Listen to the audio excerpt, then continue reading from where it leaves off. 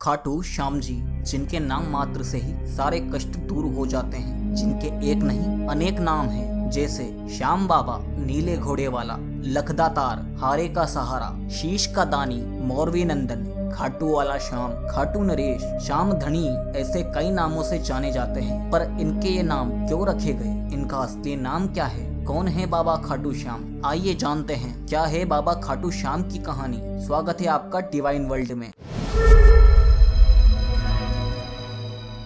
यह कहानी शुरू होती है महाभारत काल से, जब पांडवों को वनवास हुआ था। तब कौरव सेना के वीर दुर्योधन ने पांडवों को मारने के लिए लक्षागृह का निर्माण किया था, पर सौभाग्यवश वे उससे बच गए एवं वनवास भोगते समय एक बार वे एक स्थान पर विश्राम कर रहे थे। वहीं पास में एक हिडम्बा नाम का राक्षस अपनी बहन हिडम्बी के साथ रहता था। हिडम्बा को मनुष्य यानी पांडवों की खुशबू आने लगी। जब उसने अपनी बहन को आदेश देते हुए कहा कि इन्हें मेरे पास लेकर आओ, तब वह उन्हें ढूंढने वन की ओर निकल गई। उन्होंने जब पांडवों को देखा और उसकी नजर जैसे ही भीम पर पड़ी तो वह उसे देखकर मोहित हो गई। अतः अपने भाई की चिंता न करते हुए हिडम्बी ने एक सुंदर स्त्री का वेश धारण किया और भीम से प्रेम की बातें करने लगी। कुछ समय तक ना लौटने पर हिडम्ब राक्षस वहां आया। तब उसने अपनी बहन को एक सुंदर स्त्री के रूप में भीम के साथ देखा तो वह क्रोधित हो गया। तब हिडम्बी के आग्रह से एवं माता कुंती और युधिष्ठिर के कहने पर दोनों का गंधर्व विवाह हुआ एवं कुछ समय में वह गर्भवती हो गई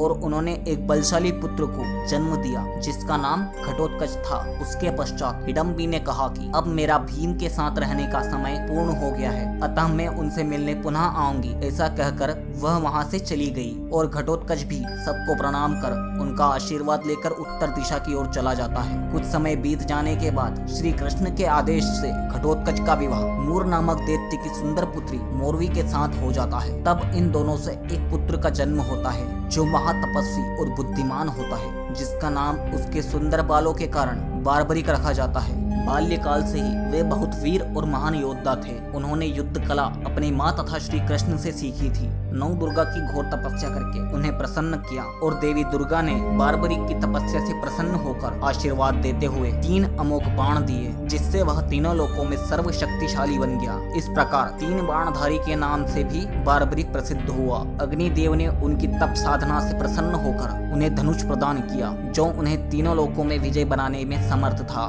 कुछ समय बाद महाभारत का युद्ध कौरवों और पांडवों के मध्य शुरू हो गया। यह समाचार बार्बरिक को प्राप्त हुआ तो उनकी भी युद्ध में सम्मिलित होने की इच्छा जागृत हुई। जब वे अपनी माँ से आशीर्वाद प्राप्त करने पहुँचे तब माँ को हारे हुए पक्ष का साथ देने का वचन दिया। वे अपने नीले रंग के घोड़े पर सवार होकर 3 बाण और धनुष के साथ कुरुक्षेत्र की रणभूमि की ओर चल पड़े। तब श्री कृष्ण ने ब्राह्मण के वेश में उनके सामने उनकी शक्ति की परीक्षा लेने पहुँचे और उन्हें रोककर उनकी हंसी उड़ाने लगे और कहने लगे कि 3 बाण लेकर तुम युद्ध के लिए आए हो। ऐसा सुनकर बार्बरिक ने उत्तर दिया कि मेरे ये 3 बाण शत्रु सेना को परास्त करने के लिए पर्याप्त हैं और ऐसा करने के बाद बाण वापस तुनीर में आ जाते हैं। तब श्री कृष्ण ने उनसे उन बाणों की शक्ति के बारे में पूछा। तब बार्बरिक ने बाणों की शक्ति के बारे में बताते हुए कहा कि हे मुनिवर, मेरा एक बाण जिन जिन शत्रुओं का स्मरण करूंगा वह उन्हें चिन्हित कर वापस तुरीन में आ जाएगा, अतः दूसरा बाण चिन्हित शत्रु को मार देगा। इसलिए शत्रु को मारने के लिए ये 3 बाण पर्याप्त हैं।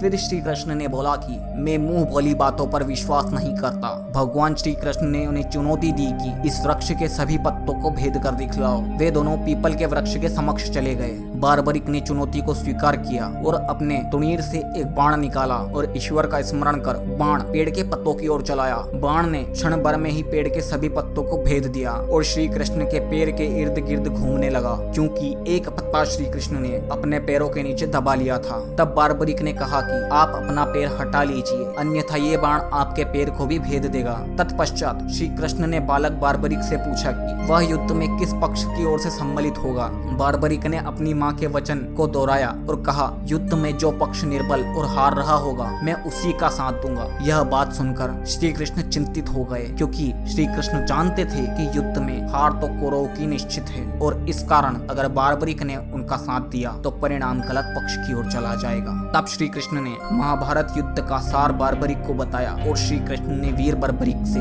दान की अभिलाषा व्यक्त की। बारबरिक ने उन्हें वचन दिया और दान मांगने को कहा। ब्राह्मण रूपी श्री कृष्ण ने उनसे शीश का दान मांगा। वीर बारबरिक क्षण भर के लिए अचंभित हुए, परंतु अपने वचन से अडिग नहीं हो सके। वीर बारबरिक बोले, एक साधारण ब्राह्मण इस तरह का दान नहीं मांगता, अतः ब्राह्मण से अपने वास्तविक रूप में अवगत कराने की प्रार्थना की। ब्राह्मण रूपी श्री कृष्ण अपने वास्तविक रूप में आ गए। श्री कृष्ण ने बारबरिक को शीश का दान मांगने का कारण समझाया कि युद्ध आरंभ होने से पहले युद्ध भूमि पूजन के लिए तीनों लोकों में सर्वश्रेष्ठ क्षत्रिय राजपूत कुल के शीश की आहुति देनी होती है, इसलिए ऐसा करने के लिए मैं विवश था।